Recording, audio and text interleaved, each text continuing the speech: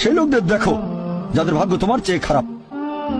সেই সব লোককে দেখো না যারা তোমার চেয়ে বেশি ভাগ্যবান। তা না হলে তোমরা আল্লাহ তাআলাকে স্মরণ করায় অবহেলা করতে পারো, তা না হলে প্রতিপালকের প্রতি অকৃতজ্ঞ হয়ে যেতে পারো।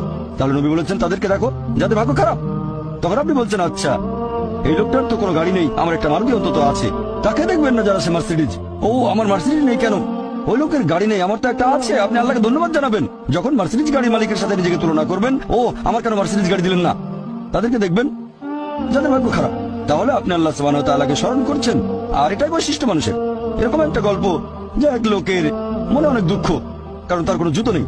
তারপরে সে একটা লোককে দেখলো যার একটা পাই নেই। আল্লাহর কাছে অভিযোগ করতো আমার কোনো জুতো নেই। তারপর সেই লোকটাকে দেখলো যার একটা পা নেই। তখন সে আল্লাহকে ধন্যবাদ জানালো আমার অন্তত দুটো পা আছে। তাহলে সন্তুষ্ট হওয়া একটা পরীক্ষা। আমাদের নবী মুহাম্মদ সাল্লাল্লাহু আলাইহি ওয়াসাল্লাম বলেছেন, এটা আছে সহিহ বুখারীতে খণ্ড নম্বর 8, যে সত্যিকারের সম্পদ হচ্ছে সন্তুষ্ট হওয়া, ধন সম্পত্তি নয়।